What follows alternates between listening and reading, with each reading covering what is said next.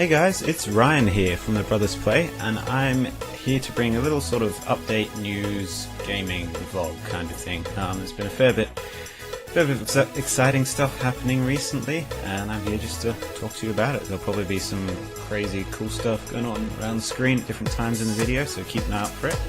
And let's get going. So first thing I've been playing lately is the Star Wars BattleFront Beta, as I'm sure a few of you have as well, and just give some thoughts on it. I do have some footage that hopefully will be running here in the background, but Fraps and my computer were kind of struggling a little bit to run it, so that kind of sucked. But otherwise it was pretty good fun. Had a really good sort of Star Warsy feel for it, like they nailed that. The sound effects, lasers, AT-ST walkers, all that sort of stuff was really well done.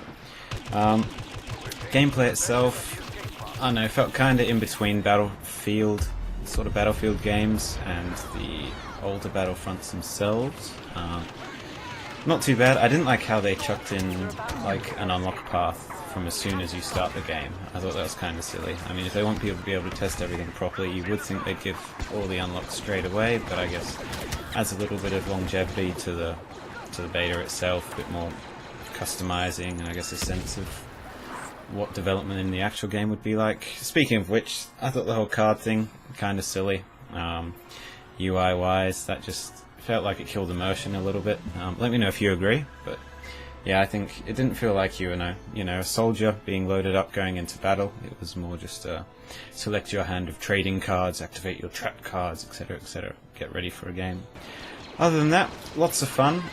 Hoth, as I'm sure many of you encountered, was kind of one-sided a little bit, just towards the Empire.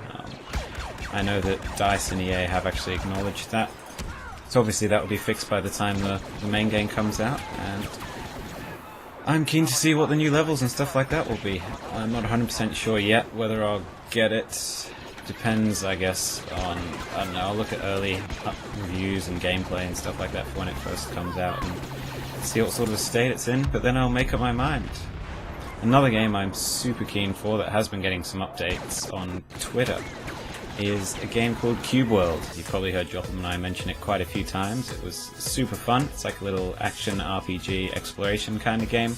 Pays homage to, I guess, Minecraft, Zelda, that sort of thing. And the creator, or one of the two creators, it's made by a couple. He goes by @Wale on Twitter, and his full name is Wolfram von Funk. Anyway, he's the main guy behind the sort of coding, main design. His partner does the artwork, should I say.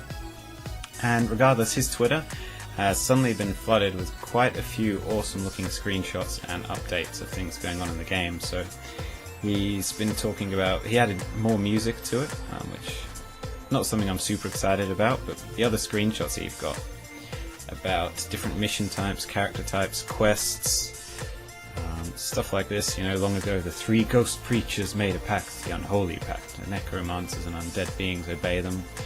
Missions look super exciting. They've got airships going. Looks like a faction called the Steel Empire.